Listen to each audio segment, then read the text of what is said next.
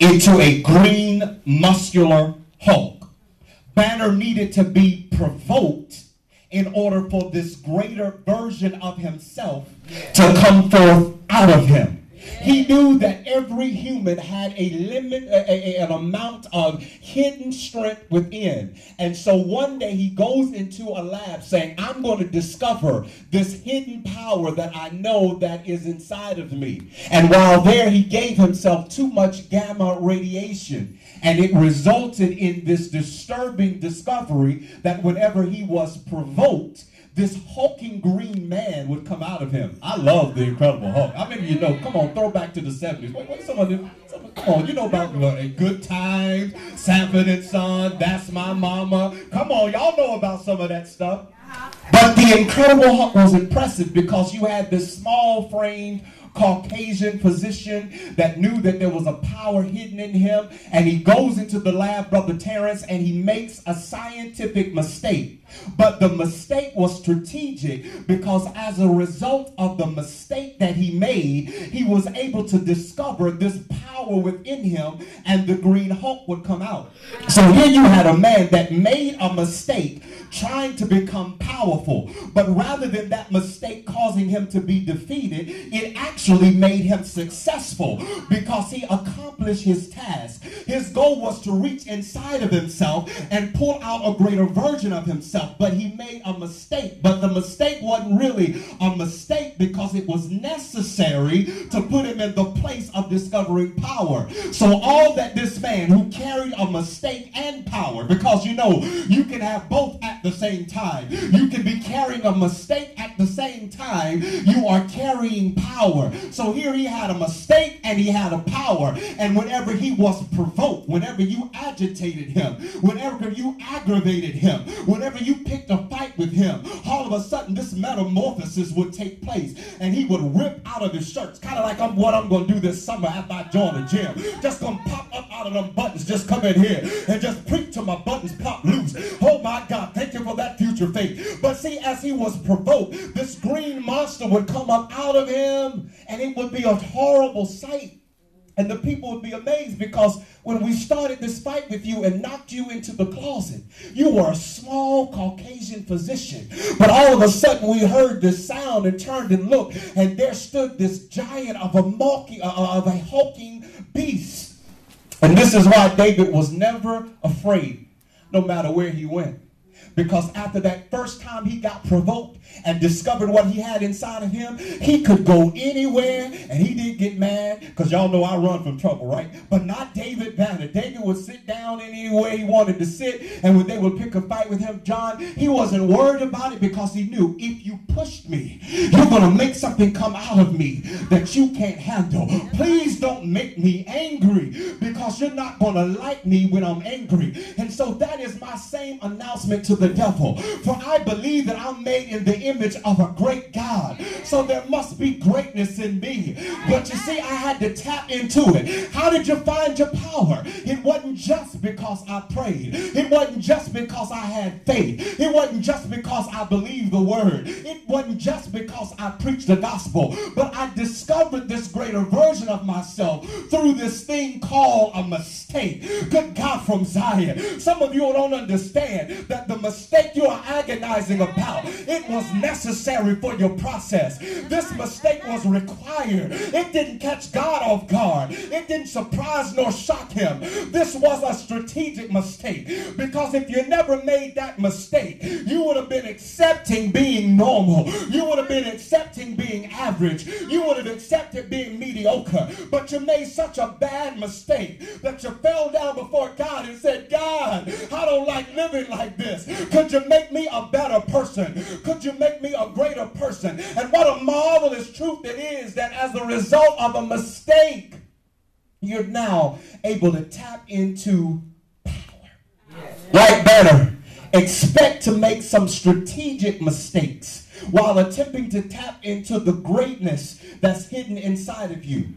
Before Moses tapped into himself and discovered he was a deliverer, he made the mistake of killing a man. Before Abraham tapped into himself and found the father of many nations, he made the mistake of impregnating an Egyptian slave. Before Paul tapped into himself and found a great apostle, he made the mistake of issuing death warrants for the saints.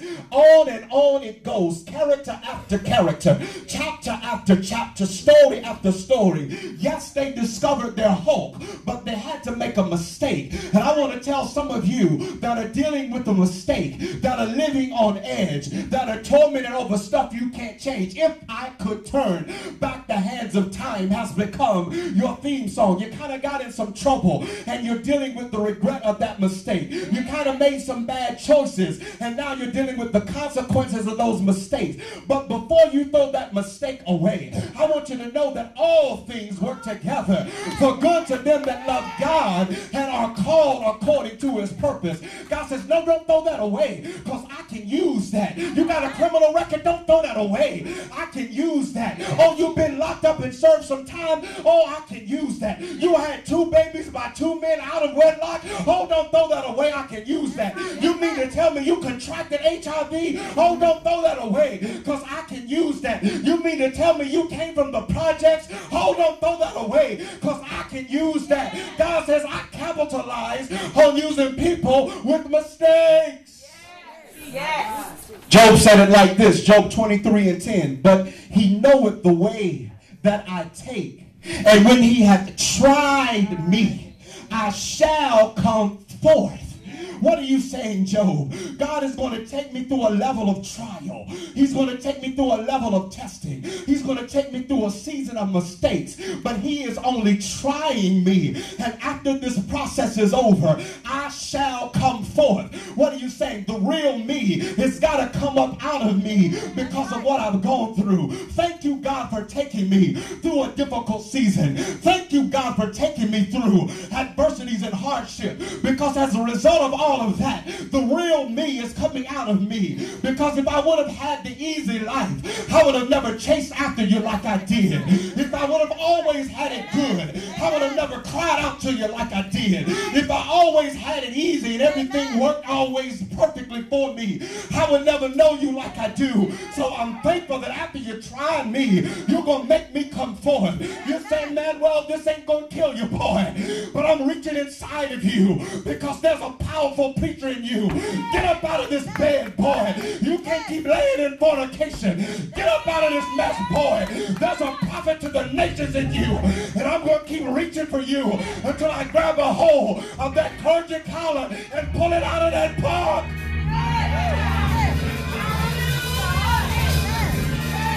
So I thank him that after he tried me, I debuted. After he tested me, I stepped up out of myself.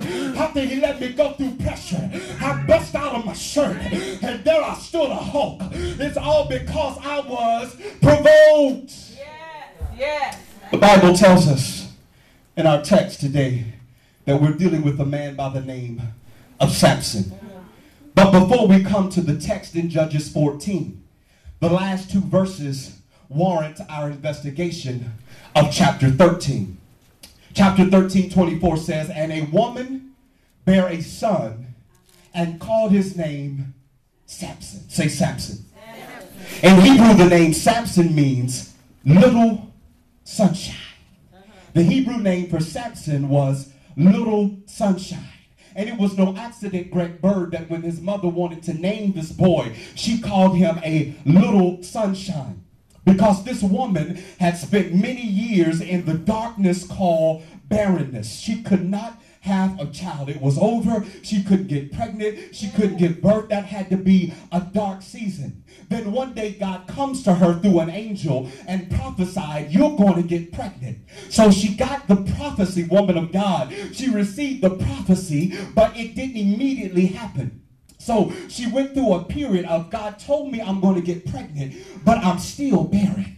God told me I was going to give birth to something, but I still don't feel it kicking. I don't have morning nausea. I don't have the swollen ankles. I don't have all the signs that suggest I'm pregnant. What do you do when you got a prophecy in your spirit, but in your circumstances it looked like God has lied? It looks like what God said is not going to happen. So she went through a long period of darkness. Every time she went to a baby shower, that devil said, see, God lied to you. Every time she walked by the baby aisle in Walmart, that devil said, see, God lied to you. Every time she saw another woman's belly swole, she said, God has lied to you. God has forgotten about you. Can you imagine how dark a time it had to be for this woman to know she heard God say she was going to have a child, but she seen everybody else get pregnant. She was seeing prostitutes get pregnant. She was seeing dope fiends get pregnant. My God, this don't make sense. You told me I was going to have a baby, but it looks like you've lied. And so the enemy had to have this woman's mind in a vice grip.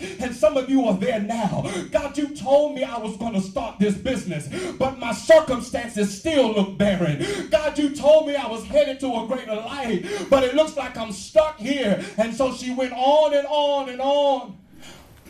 Prophesied, but barren.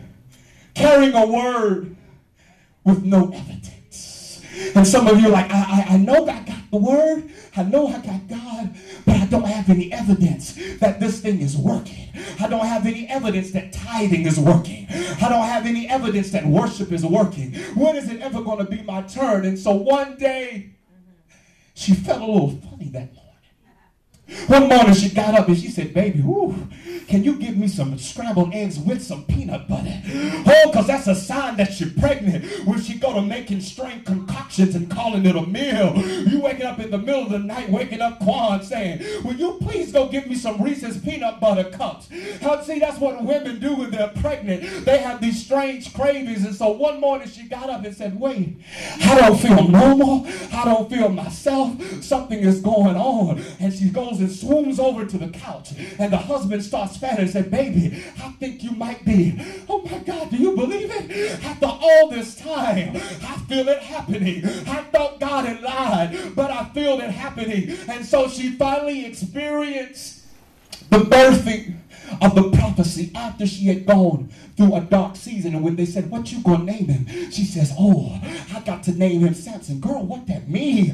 Oh, that means a little sunshine. Why is it sunshine? You don't know how dark I had it. You don't know how deep the night was on me. You don't know how difficult it was. So don't try to understand what I'm calling this, because this is my story, okay? I know you want me to name him after his daddy, but this ain't got nothing to do with his legacy. This is a testimony that I finally gave birth to something that was dead in me. I kind of endured the darkness and I gave birth to some sunshine. And that's why nobody need to judge your praise, because you don't understand this sunshine, because I went through a dark season that you don't even know nothing about. I have been evicted. I have had stuff repossessed. I have been unemployed. I have been hungry. I have been suicidal. I have been heartbroken. So when you see me with a little sunshine, don't be hating on me, because you can't appreciate my light, because you don't know how dark it was for me.